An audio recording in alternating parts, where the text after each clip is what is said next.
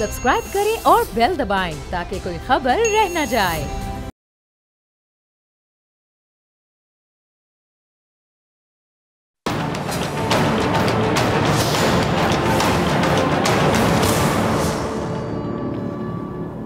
अस्सलामुअलैकुम, मैं हूं डॉक्टर फिजा खान और मैं हूं पाकिस्तान। नाज़रीन, पाकिस्तान की सियासी सूरत हाल में हर गुजरते दिन के साथ इंतखाबी सरगर्मियों में तेज़ी आती जा रही है।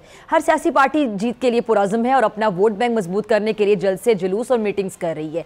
पीपल्स पार्टी के चेयरमैन बिलावल भुट्टो जरदारी साहब भी फुल फॉर्म में हैं और अपने मुखालिफिन को आड़े हाथों लेने का कोई मौका हाथ से जाने नहीं दे रहे हैं। गुज़िश्ता रोज़ वर्कर्स कन्वेंशन से खिताब में उनका कहना था कि एक सियासतदान जेल से दूसरा बचने के लिए इलेक्शन लड़ रहा है। सुनिएगा ज़रा जी। तो जहां एक तरफ बिलावल लफ्जी नश्तर बरसा रहे हैं तो दूसरी जानिब लीगी भी कहां पीछे रहने वाले। मुस्लिम लीग नून के रहनुमा जावेद लतीफ़ ने बिलावल पर तनकीद करते हुए कहा कि बिलावल को जरदारी साहब संजीदा नहीं लेते तो फिर हम कैसे संजीदा लेंगे। जरा सुनिएगा जी। तो नाज़रीन, सुना आपने, इंतखाबात तक ये जो तंज है, तकरार है, ये ऐसी जारी रहेगी। लेकिन असल बात है कि पाकिस्तानी अवाम के मसाइल का अजाला होना चाहिए, गरीबों को महंगाई से निजात मिलनी चाहिए। खैर, मौजूदा सियासी सूरत हाल में बात करने के लिए मेरे साथ मौजूद मेहमान मौजूद हैं। IPP से मुझे ज्वाइन करें महमूद मौलवी साहब, बहुत शुक्रिया। पीपल्स पार्टी से हसन मुर्तज़ा साहब, आपका भी बहुत शुक्रिया वक्त देने के लिए। और सीनियर एनालिस्ट इमरान शफकत साहब भी हमारे साथ मौजूद होंगे, आपका भी बहुत शुक्रिया ज्वाइन करने के लिए। इमरान साहब, मैं आपसे शुरू करना चाहूँगी। बिलावल साहब बड़ी धुआंधार इलेक्शन कैंपेन शुरू कर चुके हैं और हम देख रहे हैं कि खुलकर तनकीद कर रहे हैं मुखालिफिन पे। बिलावल साहब ने भी हाल ही में फरमाया है कि जी कोई जेल से निकलने के लिए इलेक्शन लड़ रहा है और कोई जेल से बचने के लिए। अगर अवाम के लिए कोई इलेक्शन लड़ रहा है तो वो मैं लड़ रहा हूँ, यानी बिलावल साहब अपने आप को कह रहे हैं कि मैं ही अवाम के लिए इलेक्शन लड़ रहा हूँ। इससे पहले यहाँ तक भी कह चुके कि अगर कोई करप्ट नहीं है तो मैं नहीं हूँ, मेरे पे करप्शन का कोई चार्ज नहीं है। क्या कहेंगे, कैसे देख रहे हैं आप? देखें, अपनी जो इलेक्शन की कैंडिडेचर होती है उसमें तो सियासतदान इसी तरह ही करते हैं और एक दूसरे के ऊपर वो इल्ज़ाम तराशी, ये दुनिया भर की जो पॉलिटिक्स है, इंतखाबी सियासत है, वो इसी तरह की होती है। या तो आप अपने सियासी मुखालफिन को उनकी कारकर्दगी के ऊपर उनकी बैशिंग करते हैं और अपने आप को सुपीरियर साबित करने की कोशिश करते हैं। तो मेरा ख्याल है कि बिलावल भुट्टो जरदारी साहब ये काम कर रहे हैं, ठीक कर रहे हैं। और मतलब ये कि पाकिस्तान मुस्लिम लीग नून जो है उसको बड़ी अच्छी तरह अंदाजा है कि उन्होंने बिलावल भुट्टो जरदारी साहब की किसी बात का जवाब नहीं देना, क्योंकि अगर वो बिलावल भुट्टो जरदारी साहब की इस तरह की तनकीद का जवाब देंगे तो जो बिलावल साहब चाह रहे हैं वो पर्पस सर्व हो जाएगा बिलावल साहब का। यानी वो चाह रहे हैं कि ये जवाब दें। जी, वो चाह रहे हैं कि ये जवाब दें और इतना, वो हम पंजाबी में कहते हैं किसी को नको नक कर देना, तो ये नको नक करने की वो कोशिश कर रहे हैं। लेकिन वो नहीं, क्योंकि बिलावल साहब की जो है कह लें कि देखें कि 16 माह में वो इसी गवर्नमेंट का पार्ट थे। अब ये नहीं हो सकता कि आप कहें कि जी के मीठा मीठा हप हप और कड़वा कड़वा थू, लेकिन बिलावल साहब को ये हर सियासतदान को ये मलका हासिल होती है कि वो मीठा मीठा हप हप भी कर लेता है और कड़वा कड़वा थू थू भी कर लेता है। तो मुझे ये लगता है कि पाकिस्तान मुस्लिम लीग नून जो है उसकी स्ट्रेटेजी बड़ी ठीक है। अगर वो जवाब नहीं दे रहे बिलावल साहब का तो ठीक कर रहे हैं और खामखा उनको स्पेस जो मिल सकती है वो नहीं दे रहे उनको। ठीक है, लेकिन इस तरह के बयान देना, जिस तरह इमरान साहब, जावेद लतीफ़ साहब का कहना कि बिलावल को उनके वालिद अगर संजीदा नहीं लेते तो फिर हम संजीदा कैसे लेंगे। एक तरफ वो आपका कहना कि वो जानबूझकर समझते हुए सूरत हाल को कि बिलावल चाहते हैं कि हम जवाब दें, हम रिस्पॉन्ड करें, लेकिन वो नहीं जवाब दे रहे हिकमत अमली के तहत, स्ट्रैटेजी के तहत। एक तरफ वो कह रहे हैं कि बिलावल को संजीदा ही नहीं लेते। देखें, जो नवाज शरीफ साहब हैं वो तो बिलावल साहब को अपने बच्चों की तरह ही लेते हैं और शहबाज शरीफ साहब उनको छोटे भाइयों की तरह लेते हैं। और ये वक्ती उबाल है या कहें कि ये एक इंतखाबी माहौल है, इसमें ये एक दूसरे के खिलाफ बोल रहे हैं, कल को एक दूसरे के साथ बैठे होंगे। हालात का और वक्त का तकाजा होगा। जहां तक रही बात के वालिद साहब सीरियस नहीं लेते, तो ये अगरचे बाप बेटे का मामला था, लेकिन ये पब्लिक करके मुझे लगता है कि ये बिलावल साहब के साथ ज्यादती की गई थी। ठीक है, बिलावल साहब पार्टी के चेयरमैन है, उनको अगर ये कहे कि जी के चेयरमैन हमारा जो है वो भी ट्रेनिंग ले रहा है, तो इसका कोई अच्छा नतीजा तो नहीं निकलेगा ना। लोग तो फिर इस तरह की बातें करेंगे, उनको आप जवाब खुद से दे रहे हैं। तो ये नून लीग की ठीक स्ट्रेटेजी है, बड़ा ठीक जवाब था कि उनको तो उनके वालिद साहब सीरियस लेते, हालांकि वो पार्टी के चेयरमैन है। तो ये डैमेजिंग था। ठीक है, ये बात नहीं करनी चाहिए थी, लेकिन जरदारी साहब किसी और को सुना रहे थे। ठीक है, ये भी अपनी जगह पर एक हकीकत है कि जरदारी साहब किसी और को सुना रहे थे। ठीक है हसन मुर्तज़ा, मैं आपकी तरफ आना चाहूँगी। हसन साहब, सुहेल वड़ाइच साहब कुछ दिन पहले मेरे प्रोग्राम में थे, तो उनसे मैंने यही सवाल पूछा, तो उनका जवाब ये था कि ये स्लिप ऑफ टंग था, जरदारी साहब के मुँह से निकल गया। और ये बेसिकली हामिद मीर साहब एक बहुत अच्छे सहाफ़ी हैं, उनके बकौल उन्होंने कहा कि उन्होंने फंसा दिया उन्हें और वो फंस गए। और बाद में फिर बिलावल बड़े नाराज़ हुए, बड़े नाला हुए, और बिलावल को बाकायदा जरदारी साहब ने मनाया कि मुझे ऐसा नहीं कहना चाहिए था, जिस तरह भी बाप ने अपने बेटे को मनाया होगा। तो फिर बिलावल तो मान गए होंगे, बिलावल जारी बात है वालिद ने मना लिया होगा, लेकिन ये जो जुमला उन्होंने कह दिया कि वो अभी ट्रेनिंग ले रहे हैं, ज़ेरे तरबियत हैं, ये मुखालिफिन के हत्थे चढ़ गया है। ये मुखालिफिन इस जुमले की जान छोड़ेंगे? जहाँ तक बहुत शुक्रिया जी, आपने मुझे मौका दिया। देखें, जरदारी साहब के लिए तो चेयरमैन बिलावल जितने भी बड़े हो जाएं वो बच्चे ही हैं, और जहाँ तक ताल्लुक है उनके सीखने का या तरबियत का, तो मैं समझता हूँ ये तो आदमी जो है वो माँ की गोद से कब्र तक सीखता भी है, और उसकी वो तरबियत जो है वो हालात के साथ ही होती है। और मेरा ख्याल है प्रेसिडेंट साहब ने जो कहा वो एक वालिद की हैसियत से उन्होंने कहा, और इस पे अगर कोई सियासत करना चाहता है या कोई इससे खेलना चाहता है तो वो बड़े शौक से खेले। हमारा चेयरमैन है और उसको किसी भी वो लीडर बना नहीं है, वो उसके जीन्स में ये शामिल है सियासत। और जिस तरीके से उसने इन 16 माह में, जिसका अभी शफकत साहब जिक्र फरमा रहे थे, 16 माह में उन्होंने जिस तरीके से पाकिस्तान को आइसोलेशन से निकाल के और एक पूरी दुनिया के साथ बिठा दिया, और इंटरनेशनल फोरम पे इंडिया जैसे मुल्क में खड़े होकर कश्मीर का मुकदमा लड़ा, और अमेरिकन के सामने अमेरिका से अपना जो पाकिस्तान का मुकदमा था वो भी उनके सामने पेश किया, और जो अंदाज था उनका, जिस तरीके से उन्होंने एक विजन के मुताबिक वो सारा कुछ किया, तो इससे वो तो सबको पता है।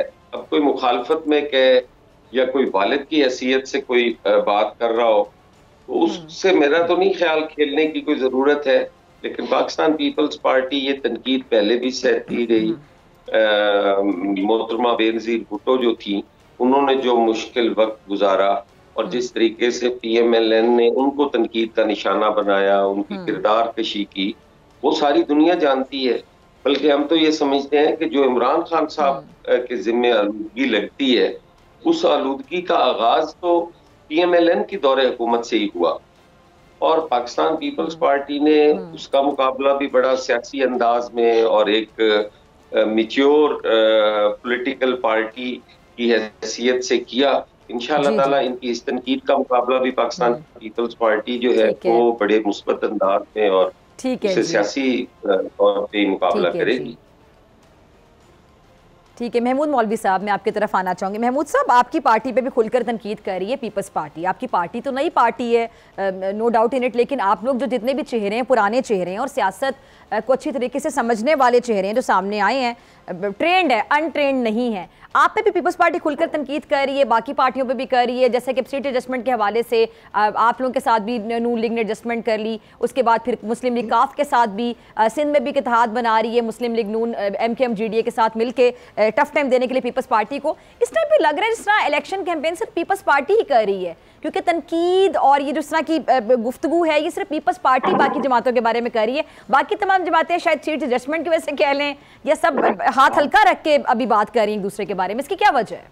देखिए, एक चीज़ है, मैं कहूँगा बिलावल साहब जो कर रहे हैं बिल्कुल सही कर रहे हैं। उसकी वजह ये है कि वो बेसिकली जो है इलेक्शन सही कर रहे हैं बिलावल। हाँ, उसकी वजह देखिए वो इलेक्शन कैंपेन चला रहे हैं। अगर इलेक्शन कैंपेन में वो इस किस्म की बातें नहीं करेंगी तो वोट बैंक उनको कहाँ से मिलेगा? ये हर पार्टी का हक है, और वो अगर देखें हर एक का अपना अपना सोच है, और उनके अंदाज इलेक्शन कैंपेन का अगर ये है तो वो अपने हिसाब से सही, हमारे इलेक्शन कैंपेन का अंदाज हमारे हिसाब से सही होगा। तो मैं उसके ऊपर मुझे कोई बुरा लगने की बात नहीं है। वो अगर उनका ये अंदाज है इलेक्शन कैंपेन का तो गुड लक टू है। जहाँ तक दूसरी पार्टियां, मैं कहूँगा अल्लाह करे कि ये इलेक्शन टाइम पे हो जाए। उसकी वजह ये है कि कल जो इंकशाफात जो है राव अनवार साहब ने किया और आज जो कोर्ट ने एंड जनवरी का डेट दे दिया नवाज शरीफ साहब के केस को मद्देनजर रखते हुए, तो मैं तो दुआ गो हूँ कि इलेक्शन टाइम पे हो जाए, यही कह सकता हूँ।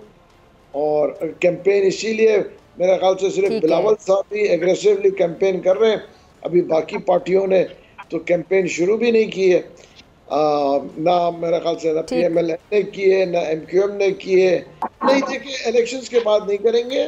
बेसिकली जो है इलेक्शंस के ऑफिशियल डेट जो है, ठीक है ना, वो अनाउंस हो जाए और जो है शेड्यूल आ जाए, उसके इंतजार करें। देखिए जिस दिन शेड्यूल आएगा उस दिन से जो है सारी पार्टीज जो है इलेक्शन कैंपेन के लिए उतर जाएगी और अपना भरपूर इलेक्शन कैंपेन करेंगे और जो रिजल्ट्स आएंगे वो आवाम देखेगी और उसके बाद फैसला होगा। ठीक है जी,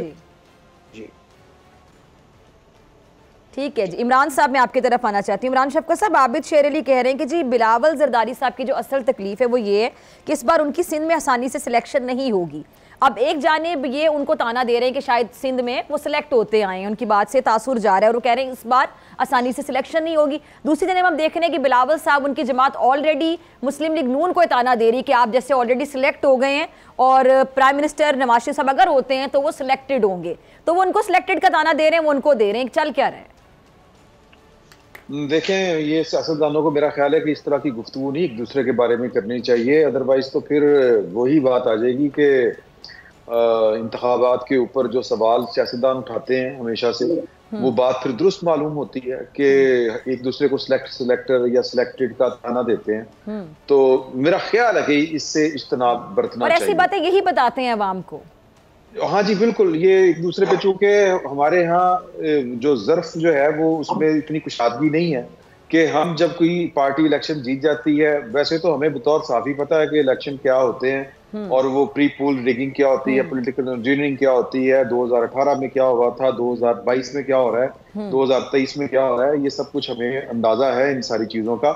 लेकिन कुछ जिम्मेदारी इन सियासतदानों की भी है कि वो एक दूसरे के ऊपर इस तरह का गंद ना उछालें और एक दूसरे के ऊपर इस तरह की बातें ना करें और कोई पॉजिटिव चीज करें। एक बात जो अभी की मुर्तजा अली शाह साहब ने, वो मैं उसका जवाब अगर आप इजाजत दें तो मैं देना चाह रहा था। जवाब नहीं, एक राय है मेरी कि देखें, वो बाप की हैसियत से जो बातचीत होती है वो तो घर की चार दीवारी के अंदर होती है। ये जिस तरह बिलावल साहब ने खुद कहा था कि जी के मैं सदर साहब जो है मेरे वालिद हैं, मैं उनके अहकामात घर के अंदर मानूंगा, बाहर पार्टी के अंदर तो सी का फैसला चलेगा। और सॉरी मैं आपकी बात काट रही हूँ इमरान साहब, हमने सुहेल बड़ाई साहब को भी हवाला दिया 2-3 दिन पहले। सुहेल बड़ाई साहब ये बात कह के गए हैं ऑन एयर मेरे प्रोग्राम में कि वो नाराज हो गए बिलावल साहब, फिर जरदारी साहब ने उनको मनाया। तो बाकायदा इसका मतलब बिलावल साहब ने इस बात को महसूस किया है कि कितनी सेंसिटिव बात है, जो स्लिप ऑफ टंग या जो भी कह लें, कि जिस पे बिलावल ने नाराजगी का इजहार किया वालिद मोहतरम से। देखें, ये स्लिप ऑफ टंग नहीं थी, मैं यही गुजारिश करना चाह रहा हूँ। ये जो इन्होंने बात की है ना आबिद शेर अली साहब ने, वो भी कोई बात गलत नहीं कर रहे। ये वही बात थी जिसके ऊपर पाकिस्तान में यहाँ पर रिवाज कम है कि लोगों की विल क्या है और बैलेट पेपर से क्या निकलता है और बैलेट पेपर से पहले, बैलेटिंग से पहले माहौल क्या बनाया जाता है। तो यहाँ पर थोड़े से मामला और तरह के हैं। जो जरदारी साहब हैं, ये उनका सोचा समझा जुमला था और मेरी इत्तला के मुताबिक वहां पर सिर्फ हामिद मीर साहब नहीं थे, कुछ और भी हमारे लेकिन इमरान साहब अगर सोचा समझा जुमला था, स्लिप ऑफ टंग नहीं था आपके मुताबिक, तो इसका बिलावल साहब को क्या फायदा होगा? क्योंकि जरदारी साहब मुफाहमत के बादशाह हैं, बड़े समझदार हैं, बड़े ज़ीरिक सियासतदान हैं, वो ऐसी बात तो मेरा नहीं ख्याल करेंगे जिसका बिलावल को आगे जाके कोई नुकसान हो। देखें, बिलावल साहब को नुकसान तो उस पॉलिटिक्स से होगा ना जो वो कर रहे हैं। अब ये बात जुमला ज़ेहन में रखें कि पाकिस्तान की पॉलिटिक्स से बड़े बड़े सानेहात देखे हैं। अब ये भी हमें बात ज़ेहन में रहनी चाहिए कि जो आसिफ अली जरदारी साहब हैं, वो बार बार एक ही बात करते हैं, मेरा तो इकलौता बेटा है। वो कोई वजह से करते होंगे ना। तो बिलावल साहब का जो खून है वो जवान है और बिलावल साहब को लगता है कि शायद जो स्पेस गेन नहीं कर सके या जो स्पेस लूज हो चुकी है उसको गेन करने का तरीका ये है। बहरहाल कोई माने ना माने, पाकिस्तान में एक एंटी एस्टेब्लिशमेंट सेंटीमेंट जरूर होता है। तो वो तो जो तुर रहा था वो तो पाकिस्तान पीपल्स पार्टी का था। कोई और पॉलिटिकल पार्टी बताएं जिसके कारकुनों ने इस लेवल के ऊपर फांसियां, कैदें, जेलें बर्दाश्त की हों जितनी पाकिस्तान पीपल्स पार्टी के कारकुन ने की, मतलब जेली। तो ये इंडिया से तो नहीं सजाएं मिली इनके कारकुनों को, इनके लीडरों को, पाकिस्तान में ही सब कुछ वाकयात हुए। तो जरदारी साहब को पाकिस्तान की जो पॉलिटिक्स है उसके डायनामिक्स का उतना गहराई से पता है जितना शायद बिलावल साहब को नहीं है। मैं ये नहीं कह रहा कि बिलावल साहब को इदराक नहीं है, बिलावल साहब उसको खातिर में नहीं लाते, शायद उनको अंदाजे हैं सारे खतरात के, वो खतरों से खेलना चाहते हैं लेकिन एक बाप नहीं चाहता, ये है प्रॉब्लम। अच्छा जी, मैं आपकी तरफ आना चाहूंगी। हसन साहब, आप अग्री करते हैं इमरान शफकत साहब के तज्जिए से? देखिए, मेरे एग्री करने या ना करने से क्या फर्क पड़ता है।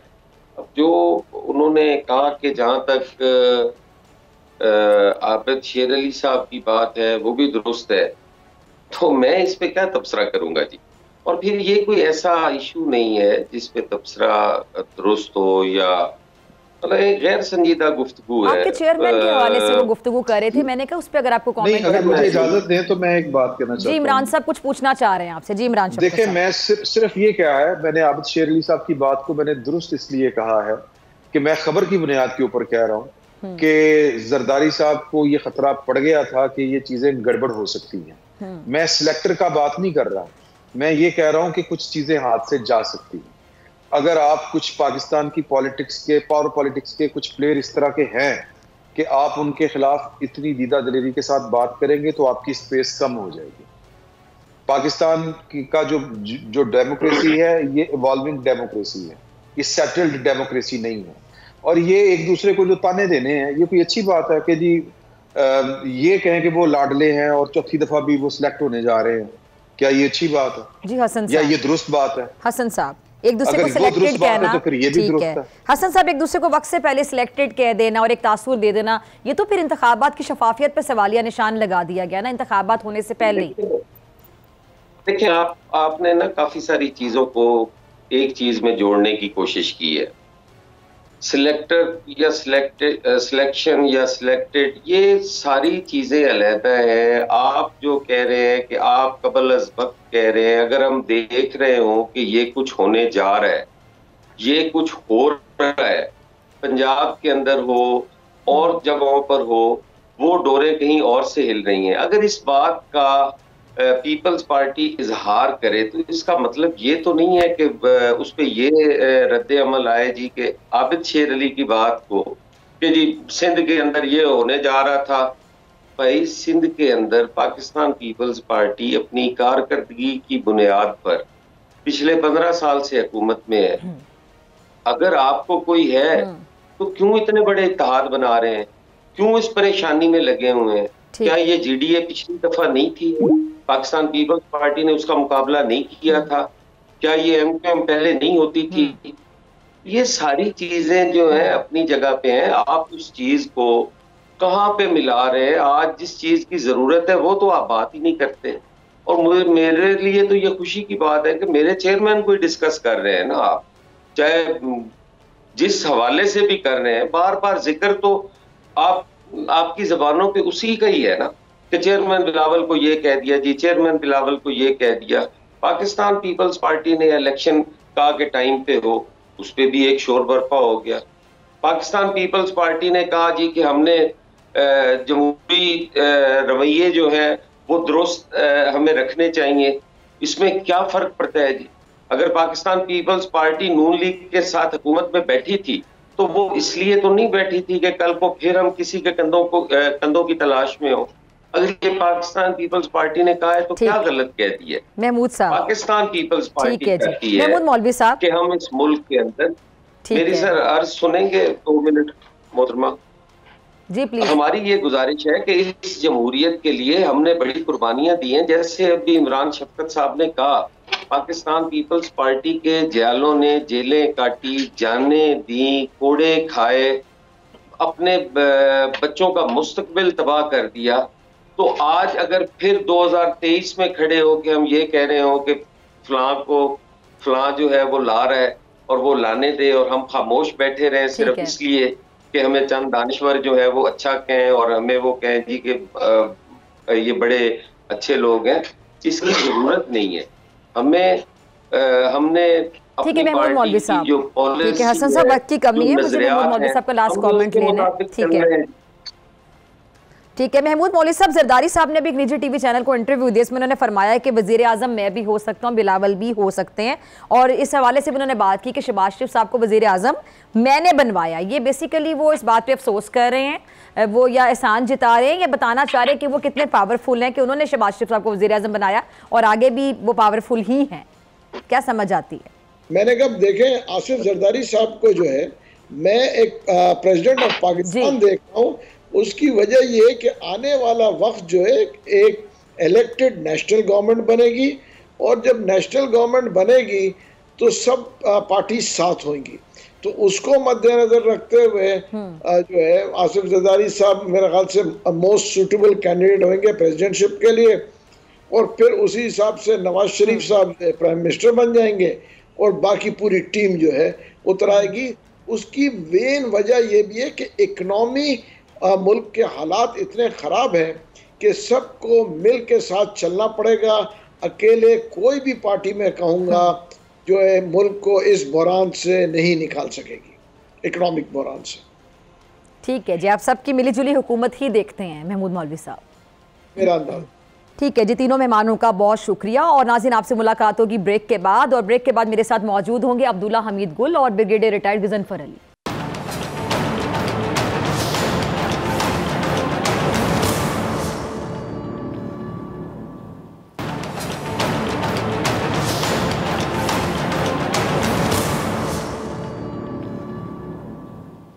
जी तो नाज़रीन, अब मैं बात करूंगी पाकिस्तान के शहर कश्मीर की, जिस पर भारत गुज़श्ता 7 दहाइयों से जुल्म सितम के पहाड़ तोड़ता आया है। सरजमीन चिनार से कभी जवान लाशें उठते हैं, कभी बच्चों पर पैलेट गन से फायरिंग की जाती, लेकिन नाम नेहाद मुहज़्ज़ब अक़वाम कभी मासूम कश्मीरियों के लिए आवाज़ नहीं उठाती। और आज एक मरतबा फिर भारत की जानिब से कश्मीरियों के हक पर डाका डाला गया। भारतीय सुप्रीम कोर्ट ने मकबूजा कश्मीर की खुसूसी हैसियत बहाल करने से मुतालिक दरख्वास्तें मुस्तरद कर दी। याद रहे कि 5 अगस्त 2019 को इंतहा पसंद मोदी सरकार ने भारतीय आइन की शिक 370 के खात्मे का ऐलान किया था। ये वही आर्टिकल 370 है जिसके तहत रियासत जम्मू कश्मीर की नीम खुद मुख्तार हैसियत और खुसूसी इख्तियारात हासिल थे। इसी सूरत हाल पर बात करने के लिए आज मेरे साथ मौजूद मेहमान अब्दुल्ला हमीद गुल साहब, बहुत शुक्रिया ज्वाइन करने के लिए। ब्रिगेडियर रिटायर्ड गजनफर अली साहब, आपका भी बहुत शुक्रिया वक्त देने के लिए। ब्रिगेडियर साहब, अदलिया का काम तो गैर जानिबदार फैसले करना होता है, लेकिन अब ऐसा लग रहा है कि भारतीय अदलिया में अदल का कोई तस्वुर ही नहीं है, वो मोदी सरकार की बाकायदा आला कार साबित हो रही है। अब ये जो आज भारत की सुप्रीम कोर्ट ने कश्मीर की खुसूसी आईनी हैसियत के मामले पर फैसला सुनाते हुए कहा है कि आर्टिकल 370 आइन की आरजी शिक थी, क्या समझ आ रही है जालिमाना फैसले पर आपको? बहुत शुक्रिया। बिस्मिल्लाहिर्रहमानिर्रहीम। फिजा 3 फैसले आपको बताऊंगा, उससे आप भारतीय अदलिया का जो कल्चर है और जो उनका असल चेहरा है वो आपको सामने नजर आ जाएगा। आज तमाम जजेस ने एक ही फैसला दिया है। एक पहला केस था कि जम्मू एंड कश्मीर में पुलवामा के रापोशपुरा के इलाके में 100 औरतों की एक लाइन में खड़ी होकर 4 राजपूताना राइफल एक यूनिट थी इंडिया की, उन्होंने 100 औरतों को, जिनमें तमाम उम्र की औरतें शामिल थी, उनको एक लाइन में खड़ा करके उनके बच्चों के साथ, उनके बड़ों के साथ, उनके बुजुर्गों के सामने उनकी आबरू रेजी की थी। और ये केस जो है ये इंडियन कोर्ट्स तक गया और कोर्ट्स ने उस केस को नल एंड वाइड करके वापस भेज दिया कि हम इंडियन आर्मी को ट्राई नहीं कर सकते हैं। एमनेस्टी इंटरनेशनल 100 औरतें कहती है, ह्यूमन राइट्स वॉच जो है वो 76 औरतें कहती है। उसके बाद अभी आपने रिसेंटली हिस्ट्री में आपने देखा जो बाबरी मस्जिद का जो केस हुआ और वो इंडियन कोर्ट में गया, उन्होंने कितना मज़ा का खेल, कितना स्टूपिड और कितना इडियोटिक किस्म का फैसला दिया कि जी जो मंदिर की जो मस्जिद के नीचे बुनियादियाँ हैं उनके नीचे तलाश करें जी आप मस्जिद के रिमेन्स को। अभी तो वो शुक्र करे अभी ताजमहल के ऊपर मुकदमा नहीं हुआ, क्योंकि बीजेपी का एक दहशतगर्द कह चुका है कि ताजमहल जहाँ पे बना उसके नीचे वहाँ भी एक मंदिर था, अभी तो ताजमहल पे उन्होंने मुकदमा करना है। अब उसके बाद आप आ जाइए 370 जिसको महफूज कर दिया गया था। इस वक्त क्यों ये फैसला सुनाया गया? परसों नरेंद्र मोदी की पार्टी ने इलेक्शन जीता है और अब नरेंद्र मोदी फ्यूचर में ये जो है इलेक्शन की तरफ और वो 3rd टेन्योर के लिए वाउच कर रहा है कि वो जाएगा। तो इन हालात को रखते हुए और अभी इंडिया के खिलाफ आपने देखा कि अमेरिका में भी केस हुआ है सिखों को मारने के लिए, और रॉ को उन्होंने ब्लेम किया, और कनाडा में जो कुछ हुआ, और जिस तरह रॉ ने और नरेंद्र मोदी की पर्सनल डायरेक्शन पे जो वहाँ दहशतगर्दी की गई और सिखों को कत्ल किया गया, और सिख जो है उनका जो कॉन्ट्रैक्ट जो था इंडिया के साथ, जो माहिदा था, वो ख़त्म हो गया 2024 में, वो एक इंडिपेंडेंट स्टेट के तौर पे जा सकती है। इन तमाम सर्कमस्टांसेस में कोई अहमक, कोई बेवकूफ़, कोई एवरेज माइंडेड शख्स भी क्या ये एक्सपेक्ट कर सकता था कि इंडियन सुप्रीम कोर्ट जो है वो 370 के खिलाफ फैसला देगी? 370 तो एक मतलब देखिए ना, मुझे तारीख से जब खेला जाता है तो कोई जज्बात में बात नहीं करनी चाहिए। जब तारीख से खेला जाता है तो इंसान को अफसोस होता है, क्योंकि इंस्ट्रूमेंट ऑफ एक्सेशन के अंदर ये डिवाइस है। अगर वो इंस्ट्रूमेंट एक्सेशन ठीक है जो इन्होंने जो पोर्ट्रे कर रहे हैं, तो उन्होंने तो सिर्फ 4 शोबे इंडिया को दिए थे, कम्युनिकेशन, डिफेंस, इकोनॉमी और एक और शोबा था, और उसमें ये कहा गया था कि जब ये हालात खत्म हो जाएंगे तो इंडियन जो जम्मू एंड कश्मीर है, it will come back to its original status. अब इंडिया की सुप्रीम कोर्ट ने उसकी हैयत ही बदल के रख दी है। उन्होंने कहा कि जी ये तो टेम्परेरी नहीं था। भाई टेम्परेरी नहीं था तो इंस्ट्रूमेंट ऑफ एक्सेशन था क्यों? उसी वक्त चाहिए था 1947-48 में इंडिया की जो गवर्नमेंट की चाहिए था वो लॉ पास कर देती कि जी जम्मू एंड कश्मीर जो है वो इंडिया का हिस्सा है। किसने रोका हुआ था? फिर शिमला एग्रीमेंट के अंदर जो क्लॉजेज है उसके अंदर इंडिया की गवर्नमेंट ने कमिट किया हुआ है कि जम्मू एंड उसकी आप आर्टिकल 7 उठा के पढ़ लें। उन्हें कहा जी इसका फैसला बाहमी अफ़वाम व तफहीम से होगा, और अगर नहीं होगा तो इसको यूएन की रेजोल्यूशन के मुताबिक डिसाइड किया जाएगा। Jawaharlal Nehru is on record in saying कि हम कश्मीर, उसने तकरीर में अपनी कहा था, उसने खत पाकिस्तान को लिखा था कि जी हम कश्मीर का जो जम्मू एंड कश्मीर का फैसला जो है वो जम्मू एंड कश्मीर के लोगों की अपना जो ख्वाहिश को मद्देनजर रख के किया जाएगा।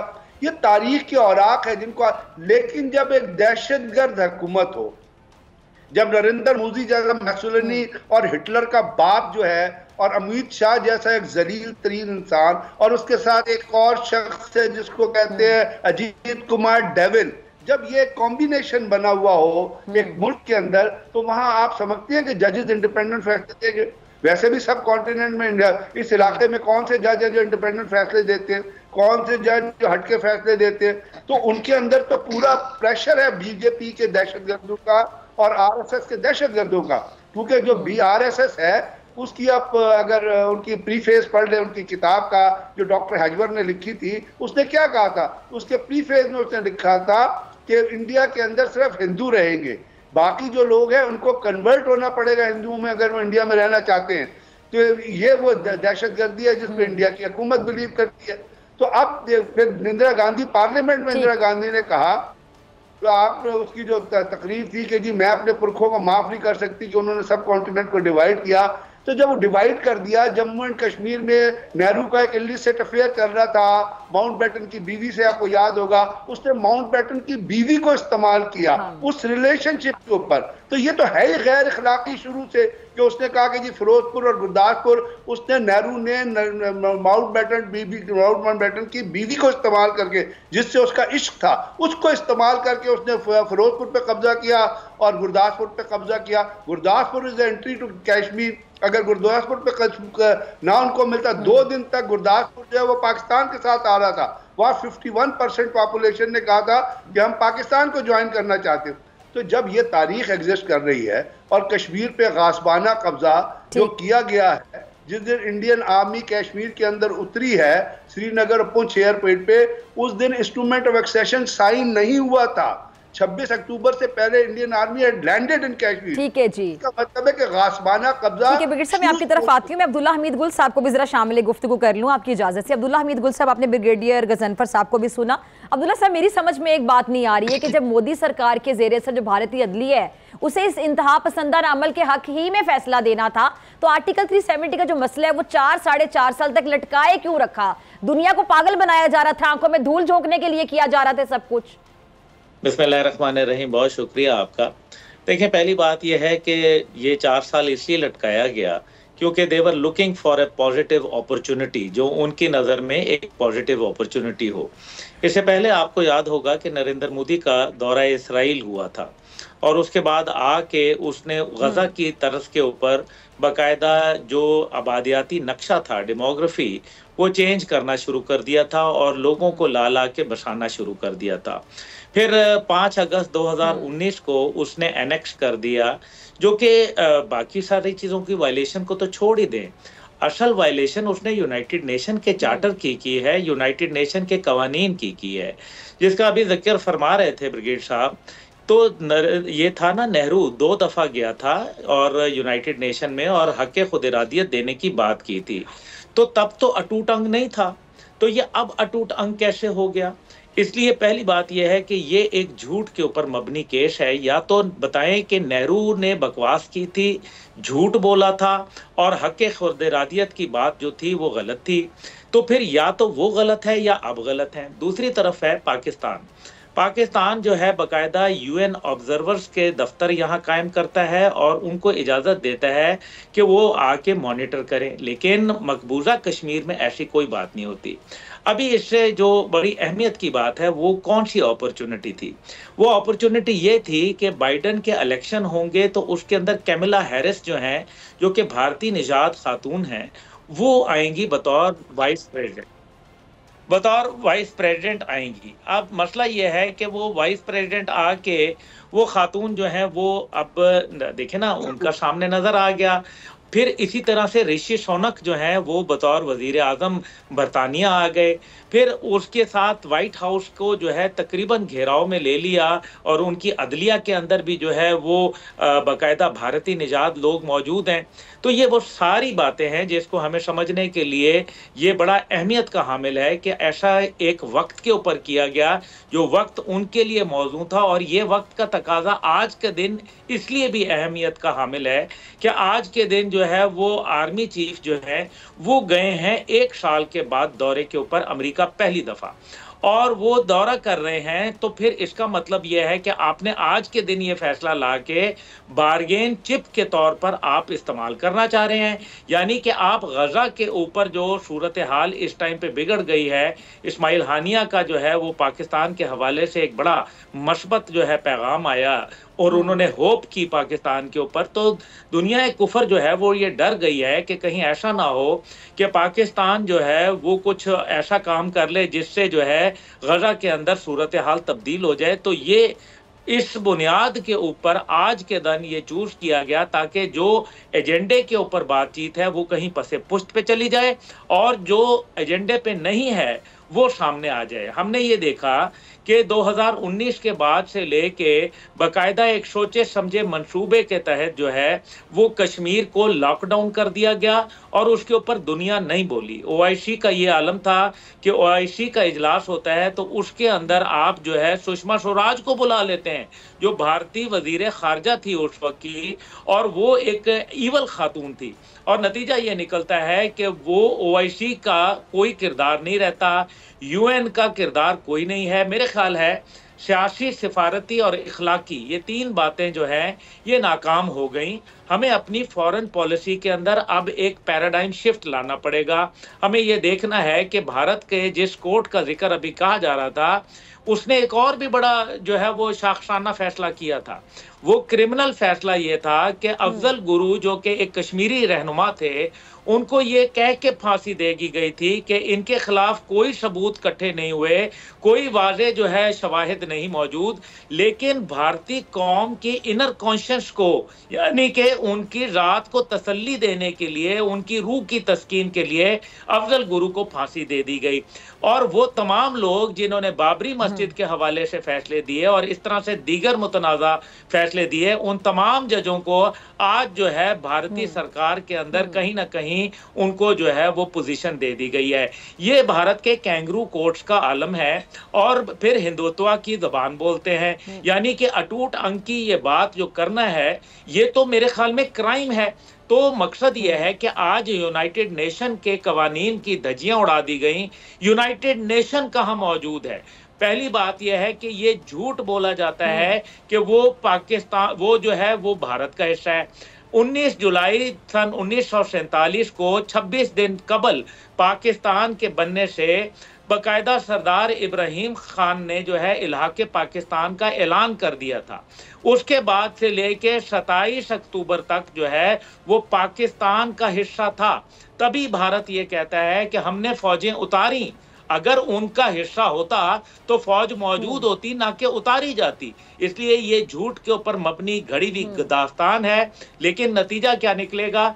नतीजा ये निकलेगा कि आप दो न्यूक्लियर मुमालिक को एक फ्लैश पॉइंट बना देंगे। दुनिया को ये देखना है कि गज़ा के अंदर जो सूरत हाल है, जिसके अंदर इंगेजमेंट जो है वो बढ़ रही है, इसी तरीके से यूक्रेन क्राइसिस जो है वो अभी संभला नहीं है। आप दुनिया को एक नई जंग की तरफ धकेलना चाह रहे हैं।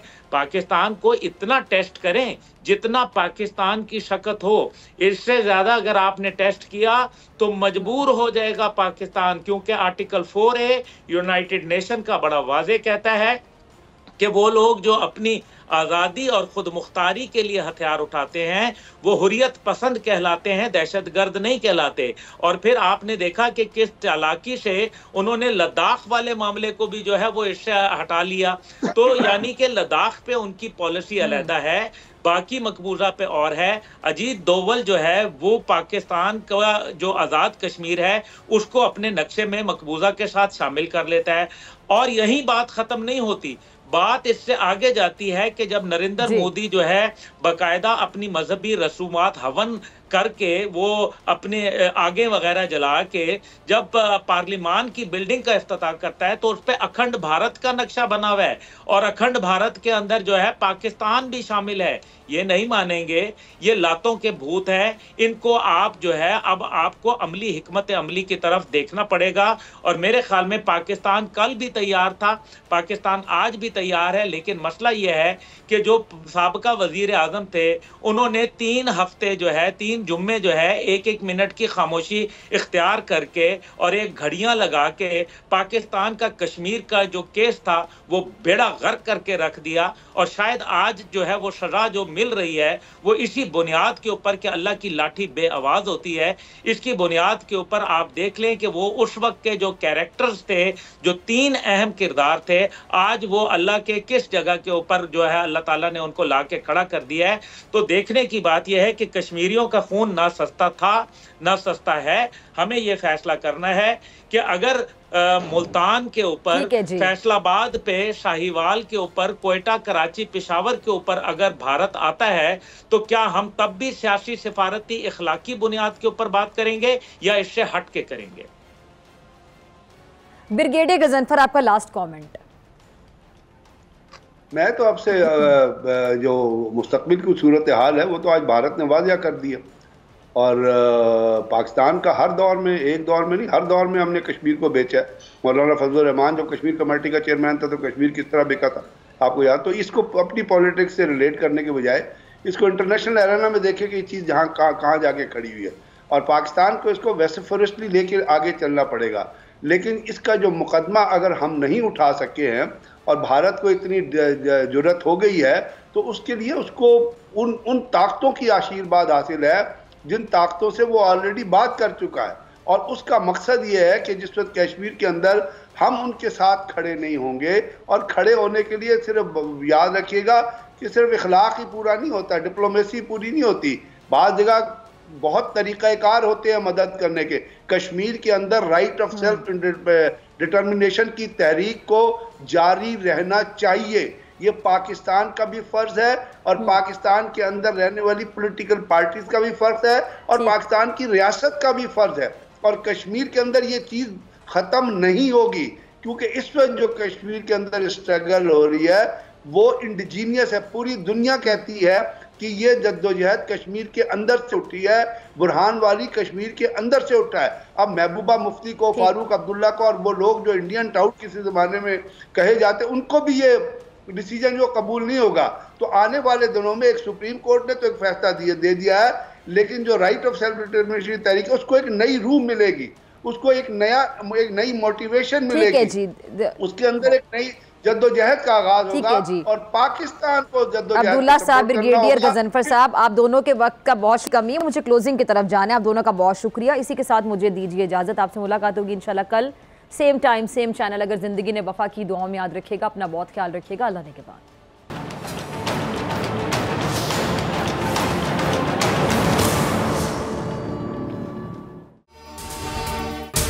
अगर आपको ये वीडियो पसंद आई तो सब्सक्राइब करें और बेल आइकन पर क्लिक करें। सब्सक्राइब करें और बेल दबाएं ताकि कोई खबर रह न जाए।